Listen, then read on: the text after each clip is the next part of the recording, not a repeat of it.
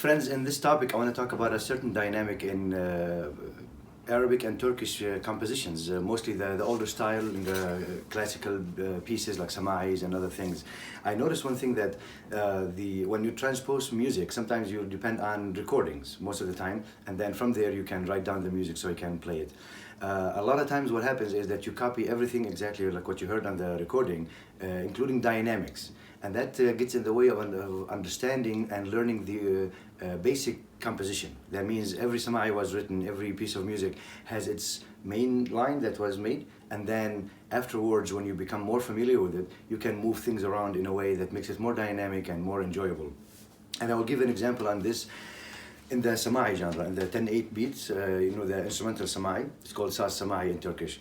You find the main melody is played straight, and then when you repeat it, you can do this dynamic. And the dynamic I will show you is in the triplet, like putting takete takete ta in the overall picture. So let me just hum and recite part of that sama'i as straight first, and then I will repeat it again and see where that dynamic applies. So when you go back to the composition, the written composition, of course, you will see that it's, most of the time I will see it as notated with the triplet in it. You see my point? Not straight line. So this will be the example.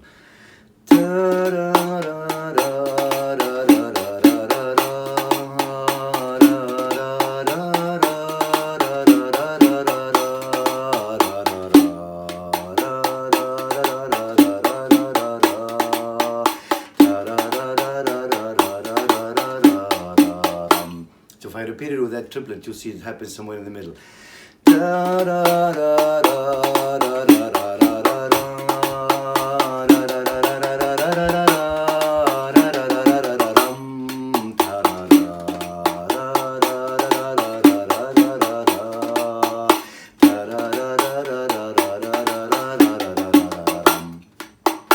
You see the point? It's a straight line in the beginning, and then you have the ability to move it around there in this form. And again, as I said, I noticed many times that people would memorize what they heard exactly from the recording after it's been already memorized. So it's a good dynamic or a good thing to pay attention to, so you'll know that there's main melody, main line, and then from there you can move it around after you become familiar with it. And again, that goes to all other music from the Arab world, especially the older music. It had more dynamic in it, changes of beat and things like that. So within that, you see that it's nice to be able to differentiate between basic composition and then embellished composition. Okay.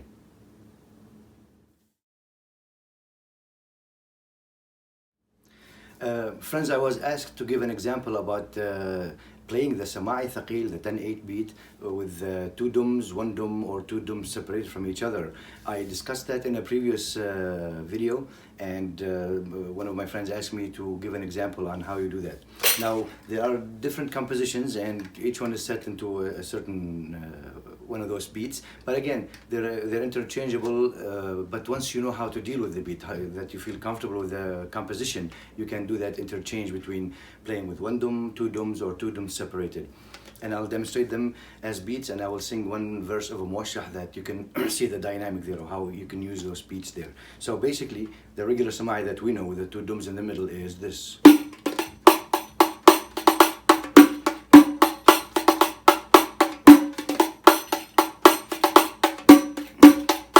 Okay, 1, 2, 3, 4, 5, 6, 7, 8, 9, 10. The one with one dum, you just take out the dum on 7, becomes 1, 2, 3, 4, 5, 6, 7, 8, 9, 10.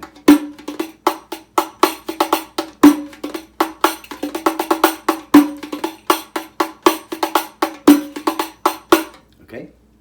And the third one, just the two dums, and it's going to be 6 and 8, not 6 and 7. So 1, 2, 3, 4, 5, 6, 7, 8, 9, 10. 1, 2, 3, 4, 5, 6, 7, 8, 9, 10.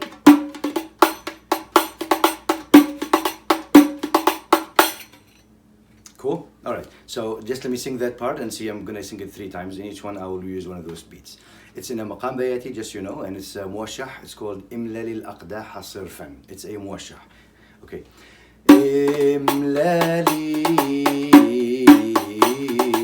aqdaha sirfan.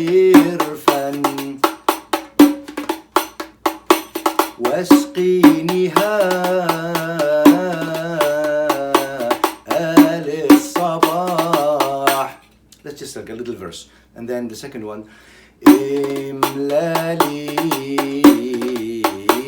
الأقداح صرفا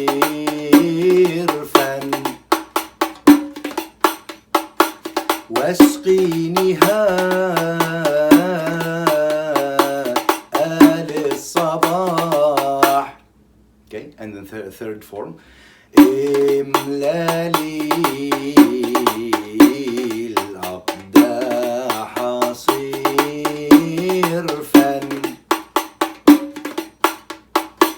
واسقينها آل الصباح.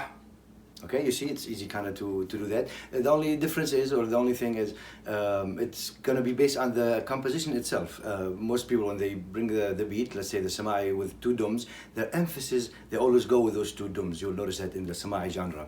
If it's in one dum, which is an older form of the Sama'i Thaqil, you know, before it became two dums, it was one dum played during the Ottoman Empire, like in that time, until recent history, like the early 1900s.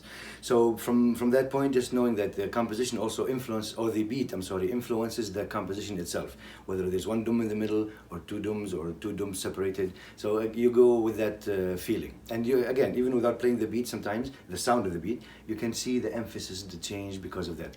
And we don't have many recordings, for example, or examples on things in the two separate dums. The only thing, I have a rare recording myself, private recording. I will hope someday I can just download it online and share it with people. That it's a Sama'i, and it's the group for Muhammad Abdul Wahab, an Egyptian group with the Egyptian singer. And they do the Sama'i Shat Arban, I believe it was, or Muhayyar, I'm sorry, Sama'i Muhayyar, but they do, the two dums are separated, and I really never heard anybody else before doing that, and it's beautiful. It's really great, such a good idea to know those three forms, you know, one dum, two dums, and two dums separated. It gives you more vocabulary, it gives you more things to deal with. All right.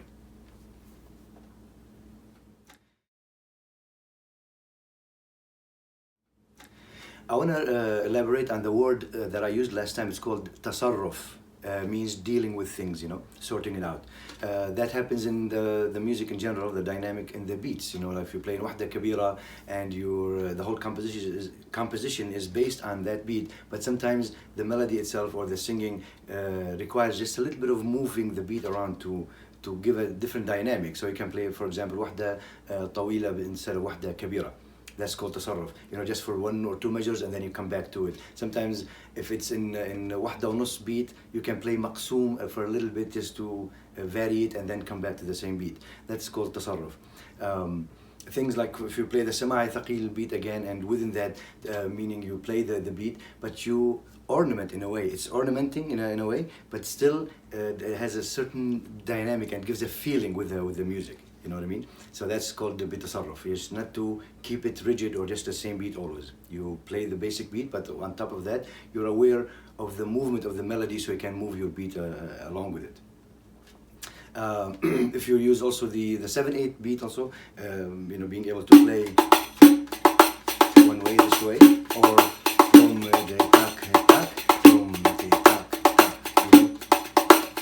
okay, if I just give you a quick example of this change of the beat, like the refrain, the high part can be in two dums, like صحت وجدا يا ندامة صحت وجدا يا ندامة واصلوني وارحموني يا ليل يا ليل يا ليل واصلوني وارحموني إني صبون في هواكم إني صبون في هواكم سال دمعي من عيوني يا ليل يا ليل يا ليل سال دمعي من عيوني.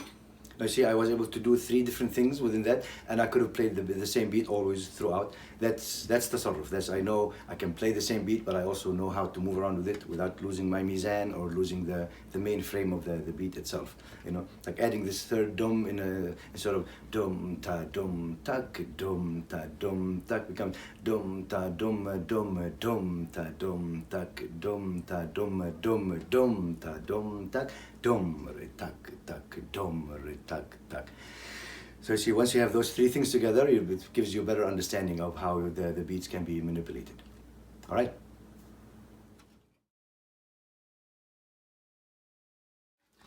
Friends, another dynamic comes to mind is beat combination. That means you combine two beats at the same time instead of playing them just one after the other. And that happens in beats like the Wahda Kabira, Baladi, Saidi, and Roma 9/8. And I will explain by demonstration also.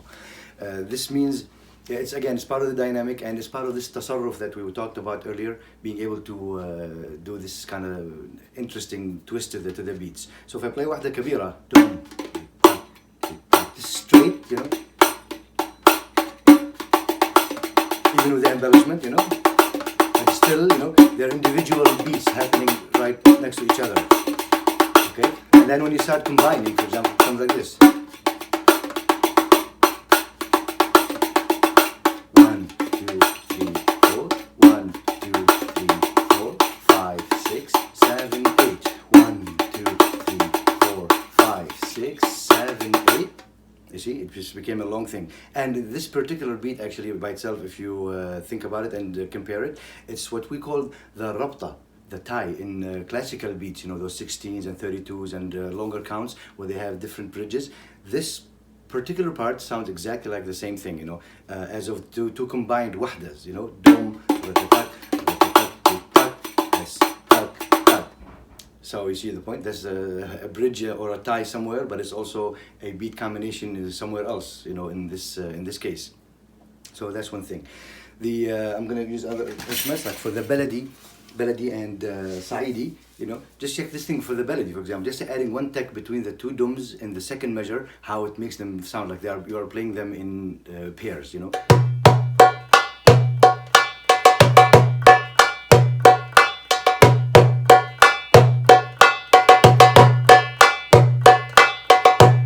Just that tek between, the ska between the two dums, that gives you the impression of that you are combining them, because you do it once and then you refrain and you do it again,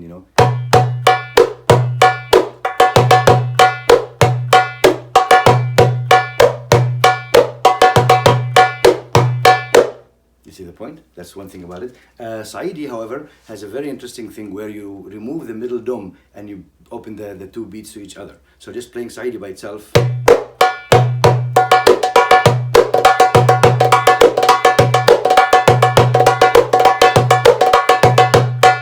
Okay, and then playing it in the combined pattern.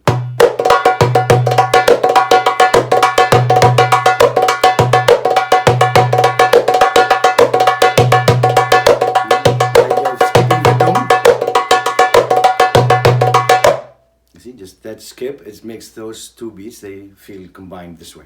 Okay, and then the last one is the Roma 9/8. Also the same thing, just putting this thing in the middle and see how it sounds like. Just playing it straight 4 times.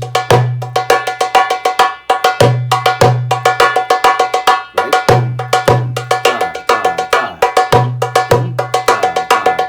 And when you start combining,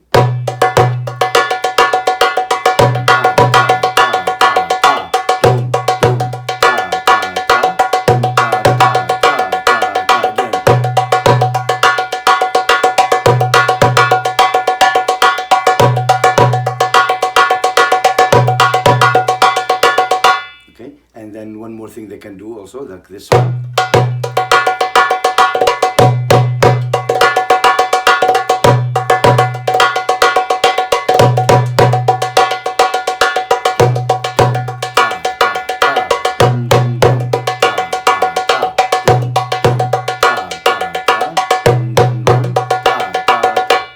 So you see how this is done.